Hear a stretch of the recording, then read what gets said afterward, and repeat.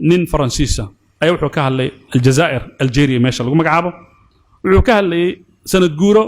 جورة دي بقالات أي كسو وريكتي مركي فرنسيسكو أي قبسين الجيري كده من خطبات دارب وقبصدي أولي هاي وحو يري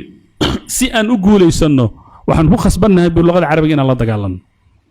أرك قرآن هذا اللي قاعد لي معي وحال ديده حتى the slightest connection with Islam waxa ugu sahlan ee qofka xiriir islaamku kula yeelan karo luqada carabiga horta iyada albaabada la xiro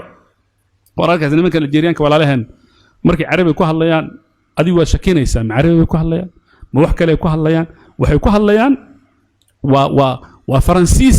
iyo carabi oo la isku cajiimay wax kala ku soo baxay لا عربي جوسن هيسن ولا تي كلوسن هيسن ولا فرنسيس جوسن هيسن وحي لقى سو الشقية ما أنت ماشي سمريسا ولذلك أرق وحقاد له حجة ما أنت اللي لباتن دولة العرب أياجره دولة ضبح إلا أنت سول هجة دالك سكلت وين بيلاده ضدك وحلا قلت قال لما اللغة دي استاندر كهذا فصيحة اللغة العربية اللغة العربية فصيحة ولا غلط قال لما محل الأدي له حجة وحل حجين لهجدي مصاريدا لهجدي أردنيين تي سوريين تي فلسطينيين تي هاي لهجدا محي لهجدو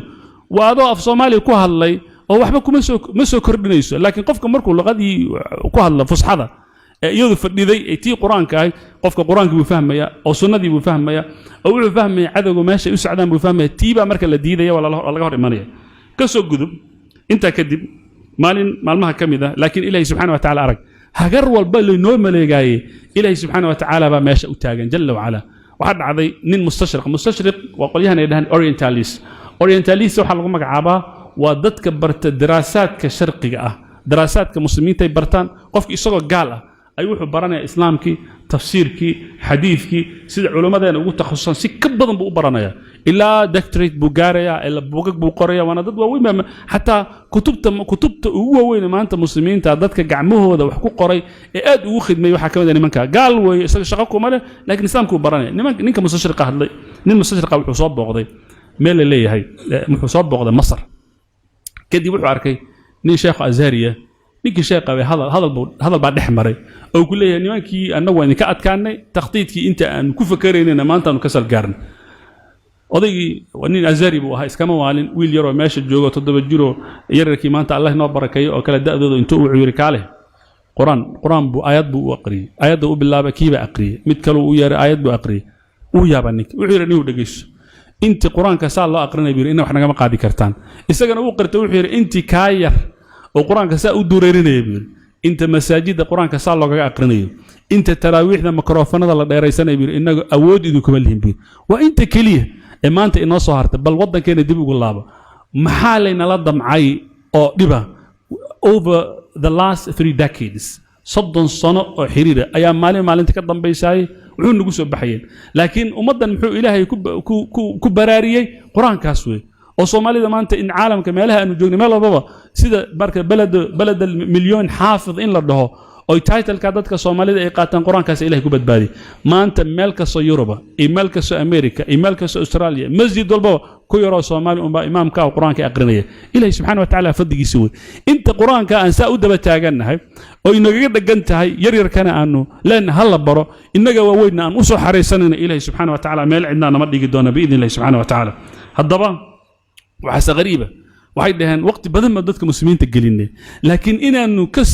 kasal gaarno ama wixii aanu rabnay aanu ka yool gaarno aad bay noogu adag tahay dhaheen waxa dhacday gabdhaha la soo xareeyay waxa la geeyay iskuul Faransiis waxa inta laga dhaadhicinayay waxa la baray thaqaafadii culture-kii Faransiiska waxa la baray luqadoodii baalar waxba la qaray maalintii la gaaray qalinjabinta oo dadka saal la isugu keenay madal dadka dhan ay u dhan yihiin oo la yiri yaryarkii hadleen 10 gabdhood baa la soo istaajiyay inay hadlaan baa la 10 gabdhood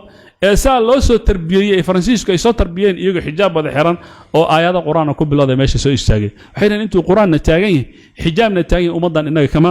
guulaysan karno waxayna kamid tahay waxyaabaha ajaa'ibta ee dadka muslimiinta maanta ay meesha ay gaaran waxaan u gudbayaa marka qodobka kale ee saddexaad oo midka ugu muhiimsan laba qodob baan marnay khilaafadii laga taqaluso ka labaad quraanka ka saddexaad waa akhlaaqda in laga la dagaalamo maxaa yeelay Ahmed Shawqi ninkii gabyaaga ahaa قبل يسوحير إنما الأمم الأخلاق إيش ما بقيت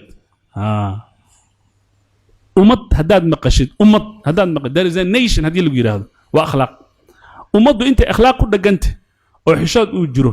oo anshax uu jiro oo usluub uu jiro oo sariigo ay jirto oo madax raariciino ay jirto oo hanqaltaag inta ay jirto ummadaas ummad la daa fa in hum dhahabat akhlaaquhum dhahabu laakiin maalintii akhlaaqda way ummadaas way ku daysay haddaba marka waxa la yiri maxaanu ka bilownaa akhlaaqdaanu kala dagaalanno akhlaaqda oo la isaga dagaalamo khatarta ay leedahay waxa muujinaya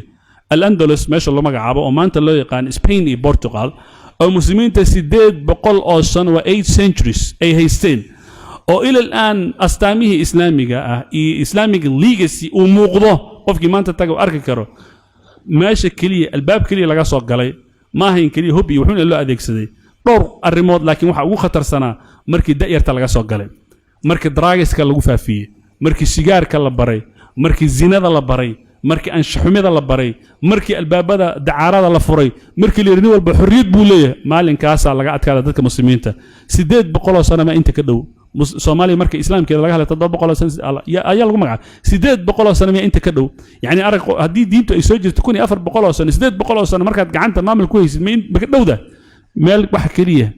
code-ka kaliya password-ka kaliya ee inta la taabtay la furay ee dadka muslimiinta qalcadooda ilaa shanayd lagu soo jibaaxay si sahlan islaamkii ama dhulkii ay haysteen looga qaado wax kale min akhlaaqda la dagaalamo waa halka marka ay ugu daranta walidaalika nin cadawga muslimiinta kamid ayaa wuxuu yiri saddex arrimood ila ogaada buu yiri yani ama laba arrimood ila ogaada buu yiri ka'sun wa ghaniya buu yiri koob khamra oo la ka bado iyo naag iyadoo jirkeeda beeciso labadaa shay wuxuu yiri waxay dadka muslimiinta iyo da'yartooda u geysan karaan in ka badan intuu madfac u geysan lahaa halkaad madfac iska qasaarin lahayd lacag ay kaaga bixi lahayd kaliya koox khamraana diyaari albaabada u fur mid iyadu qaawan oo meelaha taaganna u diyaari labada hadii la helo intaas waa inta ugu sahla maxay yeelay waxay ogyihiin dadka waaweyn ee da'da iyagu dan kama laha ninka kan isaga maxay yeelay program walba maanta loo aqriyo lama bedeli karo meel buu u batay laakiin ninka la bedeli karo waa da'yartiina idinkoo kala idinkana waxa la hayaa meeshii waxa la kala hadlayaa maanka la kala hadlayaa miskaha la kala hadlayaa halka shahwada ay ku jirto wax alla wixii marka ee fasaada lagu soo hordhigay waxaana dhacday maanta wad arkaysaa takhtiidkaas isaga ah wuxuu noqon karaa jinsiga oo la faafiyo maanta arag waxaa jira millions of webs intaasoo waxaa jira mawaaqic oo sites baa jira oo loo diyaariyay exclusive design waa maxay inay faafeen pornography waad furaysaa dating naag ba ku soo dhacaysa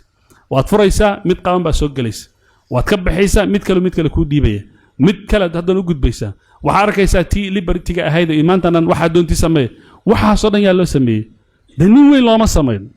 ilmo yaro wali aan hana qaad noqon gaarin looma sameeyo ilmo way fahmayay waxa loo sameeyay da'yarta loo sameeyay waxa la og yahay hadii miskaha laga soo galo maankan in laga qabsan karo labada hadii la isku helana in islaamka loo soo dhici karo islaamka maalinka loo soo dhacana waa halka cadawga u socdo way saadarteed wax kale lama qabto intaas un baa laga shaqeeyay innagana way noo sahlantay waxa laga yaabaa midkaan bay inuu iska leeyahay meelo mawaaqiicun ma aragtay xoogaa la iska galgalo oo inta gal ka baxo inta gal oo ka baxo maanta in marka lagu shaqeeyo walidaalika way sheegi lahaa waxaan dhihi lahaa hal iska ilaaliya meelahaas laakiin waxaan ka baqayaa sida ninkii khatiibka hadda ka harbuu ninba khudbadaynaya khudbadii masaajidka istaagay uu ka hadlay markaasuu wuxuu yiri nimayo waa idin digaya buu yiri guriga meesha ku yaal buu adresskiisu xagga yahay ee guriga cad halka ka xigo kan casna xagga ka saaran kan buluuga xagga ka saaran labada luuq inta u dhaxaysa guri waxa ku yaal naaga jirkooda gataa ku jira iska ilaaliya assalaamu alaykum markii hal mar la isku shubay kulli wax fadhiyo mal maxay la isaga bixi adresskii u bixiyay sheekha mugta waxay hadii inuu yiraahdo zinada iska ilaaliya haddaan dhaho webka iska ilaaliya ayadoo la fadhiya la galiya muxaadarada waa laga baxaya marka waa baab kale galiya ilmihim fasaadku waa meesha la iskala dagaalamo jinsiga waa meesha ugu daran waxa kale aad iyo aad xooga loo saaraa qitaaca lagu magacaabo tourismka oo ah in la dalxiis tago dalxiis marka la tago waxba kuma jabna fasiiru fil ardi ilaahay baa yiri laakiin wadamada muslimiinta dad dib ugu laabo waxa lagu bixiyaa millions oo aqli gal aanan ahayn in tourist la tago waxaan aad iyo aad uga naxsanahay meelaha tourism ay soo aadaan waagan Malaysia aan joognay dad fara badan oo wadamada carabta ka yimaada noo imanay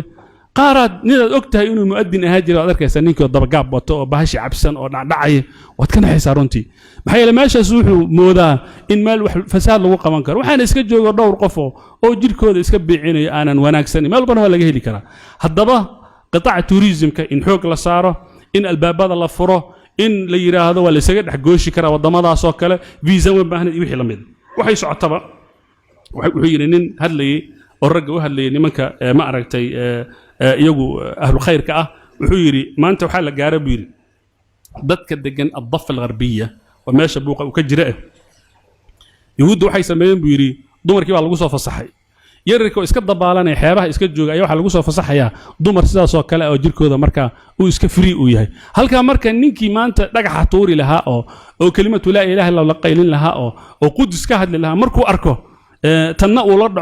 la dhaco danin faashila ku soo baxay halka marka laga hadlay waxa kale oo iyadana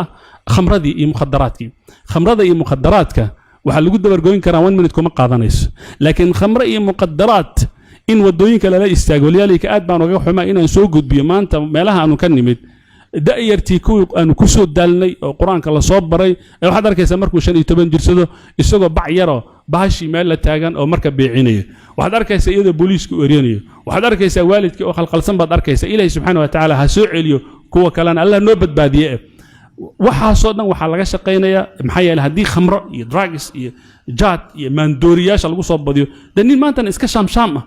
oo wuxuu og yahay aanan jirin oo ummad aanan u maqnayn oo reer aanan u maqnayn oo isaga aan isu maqnayn oo wuxuu qabanay aanan lahayn kaa maxaa ka filaysaa marka oo waxaa dhaca wey walidaalika arag waddanka iyo meel walbaba aad baa baasha loo beeciyaa waa la soo geliyaa waxaana soo geliya dadkan iyagu leh waan ka hortegaynaa iyaga leh drug trafficking waa mamnuuc iyagaa soo gudbiya ilaa wax iskama soo gudubtee haddii meesha uu jiro aala sansara wax baaraysa haddii ay jirto boorsada maantana garoonka mar qof gudbiyo waa la baaraya wax walba waa la baaraya haddana waxaad arkaysaa intaasoo tan oo herowiina inay soo gudbeen yaa soo gudbiye dad baa soo gudbiye ujeeddada waxaa loogu talagalay da'yarta in diinkooda laga habayo maanta waxaan hubaa dad wax aqriya oo muthaqafiina oo indhuhu u furan yihiin baa tihiin oo waddankan intaa ku soo raagay haddii microfonka lidiin dhiibo aniga intaan sheegayo oo 30 sano waddanka moogaa ka badan oo facts baad haysaan run ahaantii waan wadaagi doonaa haddii loo baahdo biidin Allah subhanahu wa ta'ala